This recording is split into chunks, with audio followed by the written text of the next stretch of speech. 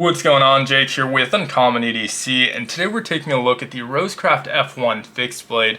This is the first fixed blade in the RoseCraft lineup, model RCF001. However, it was released alongside 3 other fixed blades as well, and ironically, although this is the first in the lineup, it's the last one we're taking a look at here on the channel. So if you are curious about some of those other designs, we do have a separate video for each of those on the channel as well for you to check out. But today we're going to be focused, of course, on the F1. One of the cool things about this fixed blade series, at least to me, is that each one's showcasing a different designer at RoseCraft. So all 3 others were designed by different designers, and this one was designed by Snyder, and we can see Chase's maker's mark here on the back of that blade. And so I think it's a really cool way for them to showcase their different design languages. They all have some similarities, of course, specifically around the materials, and it seems like maybe they started with a similar prompt, but each designed it with their own kind of design language, and you can really see that in each of the separate designs. This one I think is a great looking knife overall. Price point on it is $61.99. However, I do have a coupon code Uncommon10, which will save you 10% off full price knives if you're purchasing directly from RoseCraft, and so that should work on this model as well. I'll make sure to leave a link to where you can find this, as well as that coupon code in the description of the video. Now, as far as the knife itself goes, pretty good size on this one at 8¼ inches, so not exactly your pocket fixie, but it's a good size, robust, without being too cumbersome. Like the sizing, it's kind of a nice middle size for a fixed blade. We get about 4¼ inches in our handle, and that's including our finger choil here, so plenty of real estate for that full 4-finger grip. Extremely comfortable, and I think throughout the RoseCraft fixed blade lineup, the ergos are really a focus. They're all extremely comfortable in hand, no hot spots whatsoever. This one in particular I think is excellent. There's a couple of reasons for that. Besides just fitting my hand nicely, the finger choil, which I'm a big fan of, it gets you right behind that blade, allows you to have that extra real estate for an extremely relaxed grip. I'm not super tight on here trying to stay on the back of that handle. I can relax my grip and really lock in.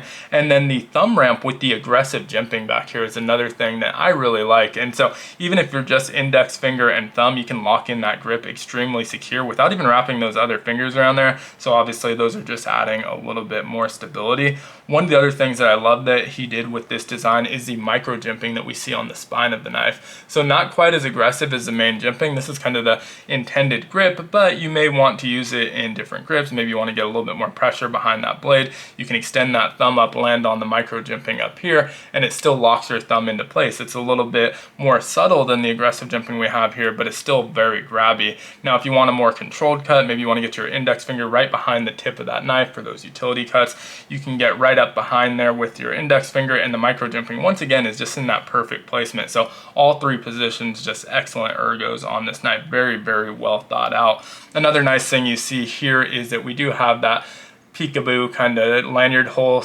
peeking out from the bottom of our handle, so nice placement on there as well. Although this is plenty of real estate for a full 4-finger grip from my hand, maybe if you have a little bit larger hands, maybe nice to add that lanyard, or just for pulling it out of the sheath, just quick access to it as well. Gives you a couple of different options there. I like the placement of that. G10 on the handles, it's very soft, really well finished. Almost reminds me of my micarta, but these are G10 handles with the nice contouring on here. And then we have the red G10 liners as well. And so that gives it that nice pop of color. That's something that we've seen continued throughout the fixed blade lineup, and something I really like. I love that pop of color.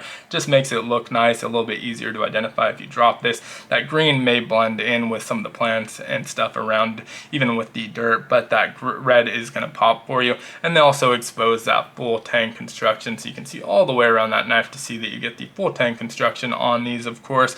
1095 steel, we have about a 4-inch cutting edge on our drop point style blade. So 1095 is obviously great for a fixed blade, great at this price point as well. Also love that you get about 4 inches of cutting edge, and that's including our finger choil and our sharpening choil. Here you're still just under 4 inches, so you still get the sharpening choil in front of our finger choil. Nice flat grind on that, nice beefy blade stock.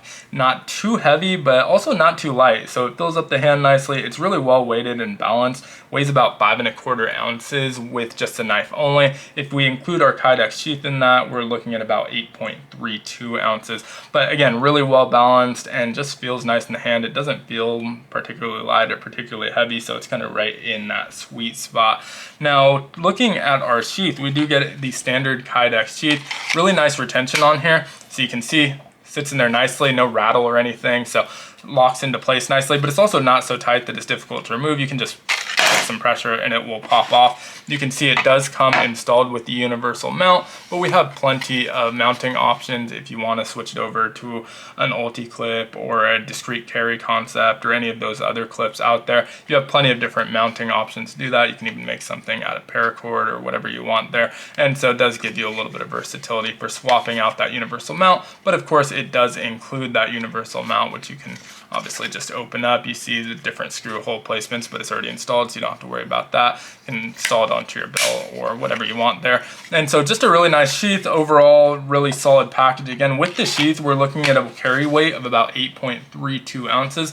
So not too heavy while in carry, but also in hand, just really nice and well balanced. One thing I haven't mentioned that I also like is that dark gray PVD coating. That's obviously going to give it a little bit more corrosion resistance, but I just think it looks great. And so overall, really killer looking design, but also feels great in hand. Very minimal in terms of the billboarding. Like all of these, you have the RoseCraft on one side. On the other, we have Chase Snyder's Maker's Mark, RCF001, 1095 carbon steel, and of course the China etch over here hidden tucked away near the handle. So good looking knife. Would love to hear your thoughts on it down in the comments below. One other thing I wanted to mention is that I'm going to be closing out the giveaway for the Piney River Peanut this weekend, and so I said I'd run at least till August 1st. So now that we're at August 1st, I'll probably close it out this weekend and announce a winner there. So if you're watching this when it goes live, maybe a good time to sneak in an entry if you haven't already entered. One entry per person, but if you haven't already entered, good time to sneak in an entry. But thanks again for watching. Let me know what you think of this design down in the comments. If you have one, what your experience with it has been.